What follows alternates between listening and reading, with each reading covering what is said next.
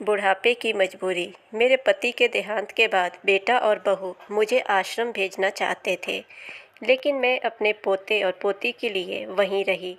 लेकिन फिर भी बहू और बेटे ने ऐसा किया कि मुझे वो घर छोड़ना पड़ा। मेरे पति के देहांत के बाद अपने इकलौते बेटे के यहाँ रहती थी। मेरी बहू का एक अलग ही रूप मुझे देखने को मिला, साथ ही बेटे का भी। दोनों के मन में क्या है मैं अच्छे से जानती हूँ। वो चाहते हैं कि मैं वृद्धा आश्रम चली जाऊँ। उनके जाने के बाद मुझे यह सब देखना और सुनना पड़ेगा, इसका मुझे अंदाज़ा भी नहीं था। पर मैं मन मारकर अपने बेटे और बहू की बातें सुनकर भी यहाँ रहती थी, क्योंकि मुझे मेरे पोते और पोती दिखाई देते हैं। उनकी झलक पाकर मुझे बहुत ही खुशी होती है। मेरी बहू को कोई दिक्कत ना हो, इसलिए मैं घर के बाहर रहती हूँ। बेटे ने थोड़ी मेहरबानी की है तो ऊपर टिन की चादर लगवा दी है। समय समय पर थोड़ा राशन दे देता है तो मैं अपना खाना बनाकर खा लेती हूँ। मैंने अपने बेटे को कह दिया है कि मेरी वजह से उन दोनों को कोई प्रॉब्लम नहीं होगी। बस मुझे यहीं रहने दे, इसी घर में मुझे मर जाने दे, मैं बस यही चाहती हूँ। मैं अपने आप को खुशकिस्मत समझूंगी कि मेरे बेटे और बहू कम से कम मेरे लिए इतना तो कर रहे हैं। मेरा बेटा सुबह 9 बजे नौकरी को जाता है और बच्चे भी उसी समय स्कूल जाते हैं। फिर शाम को 6 बजे मेरा बेटा वापस आता है। बच्चे 3 बजे आ जाते हैं। उन्हें आते जाते निकलते देख मुझे बड़ा सुकून मिलता है। मेरे पति के दोस्त थे, उनकी पत्नी का भी स्वर्गवास हो गया था। उस समय पर वो हमारे घर पर आया करते थे। उनसे हमारे अच्छे रिश्ते थे। उनका घर हमारे घर से थोड़ी दूरी पर था। पैरों में समस्या हो गई थी, ठीक से वो चल भी नहीं पाते थे। वो बड़े दिनों बाद हमारे यहाँ आए। मुझे उन्हें देखकर अच्छा लगा। उनका हाल भी मेरी तरह ही था। बच्चे अब उनसे भी परेशान थे। आकर मेरे पास अपना दुखड़ा रोते थे और उन दिनों को याद करते थे। बुढ़ापा हम जैसों को बहुत रुलाता है। उनकी पत्नी का स्वर्गवास हो गया था और उन्हें चलने उठने की समस्या थी, इसलिए वो तो अपना खाना भी नहीं बना पाते थे। मेरे पास आए तो मैं समझ गई कि वो इतनी मुसीबत में चलकर पुराने दोस्त के यहाँ चाय और खाने की चाह में ही जाते होंगे।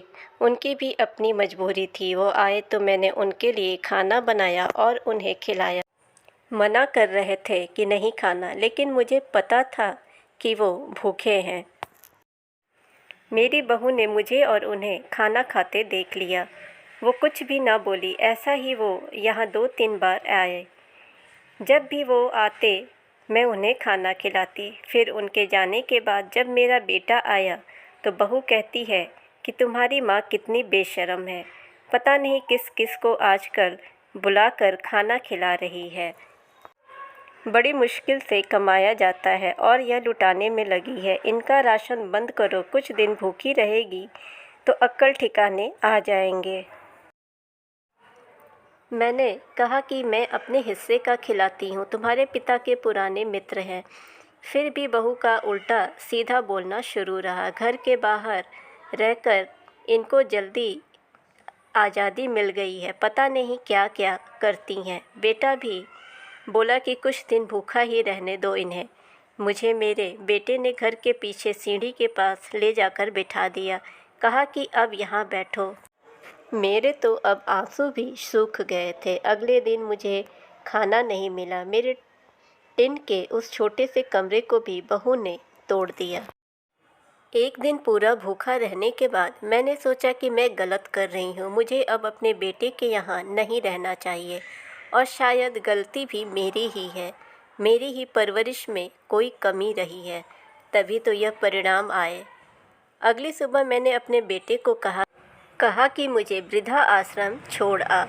अब मैं तुम दोनों को ज़्यादा परेशान नहीं करना चाहती हूँ। बहू ने कहा कि एक दिन भूखी रही तो अकल ठिकाने आ गई ना। बेटे के चेहरे पर भी अजीब सी खुशी थी।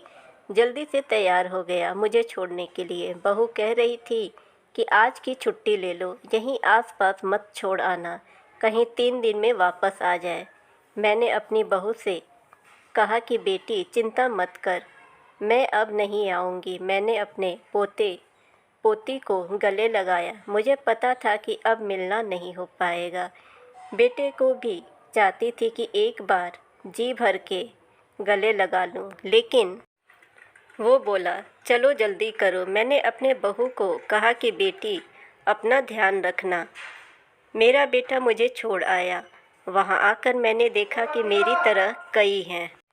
थोड़े दिन उदास रहते हैं, फिर सच को स्वीकार कर लेते हैं। मैं अब यहाँ खुश हूँ, कुछ काम भी करती हूँ। मैं चाहती हूँ कि ऐसा कहूँ कि ऐसा किसी के साथ ना हो, लेकिन ऐसा कब किसके साथ हो जाए किसी को पता नहीं रहता है। लेकिन माँ बाप को ऐसे समय के लिए भी तैयार रहना चाहिए। बस बच्चों को पाल कर बड़ा कर दो, उनसे कुछ उम्मीद मत रखो।